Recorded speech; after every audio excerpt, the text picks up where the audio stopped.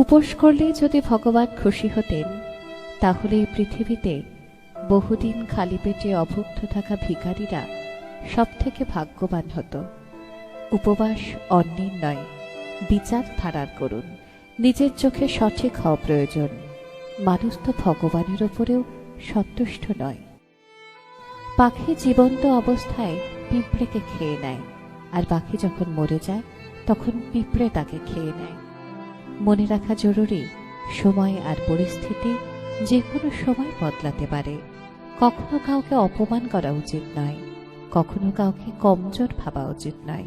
তুমি শক্তিশালী হতে পারো, কিন্তু সময় তোমার থেকেও বেশি শক্তিশালী। একটা গাছের থেকে লক্ষ দেশলাই কাঠি হতে পারে, কিন্তু একটা দেশলাই কাঠি লক্ষ গাছও জ্বালাতে পারে। কোনো মানুষ যতই মহান হোক না কেন, কিন্তু প্রকৃতি কখনোই কাউকে মহান হবার সুযোগ দেয় না। কোকিলকে কণ্ঠ দিয়েছে, কিন্তু রূপ কেড়ে নিয়েছে। রূপ দিল ময়ূরীকে, কিন্তু ইচ্ছা কেড়ে নিয়েছে। ইচ্ছা দিল মানুষকে, কিন্তু সন্তুষ্টি কেড়ে নিয়েছে। সন্তুষ্টি দিল সাধুকে, কিন্তু সংসার কেড়ে নিয়েছে। কখনোই নিজের উপর অহংকার করো না, তুমি তো সাধারণ মানুষ।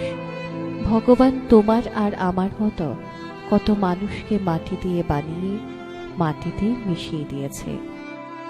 জীবনের কঠিন সত্য, যেটা আমরা বুঝতেই চাই না।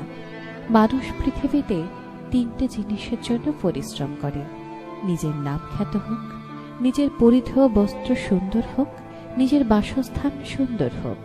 কিন্তু মানুষ মারা যাবার পর ভগবান তার এই তিনটে জিনিসই সর্বপ্রথম বদল করে দেয়। তা হলো নাম, যা হয়ে যায় স্বর্গীয়; বস্ত্র, সাদা থান বা কফন; বাসস্থান, শ্মশান।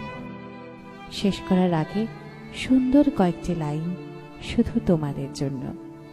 একটা পাথর একবার মন্দিরে পৌঁছলে ভগবান হয়ে যায়, কিন্তু মানুষ মন্দিরে প্রতিদিন যায়, তবুও পাথরই থাকে। আর এই মেসেজটি ভালো লাগলে সবাইকে, নিজের আপনজনদেরকে শেয়ার করুন।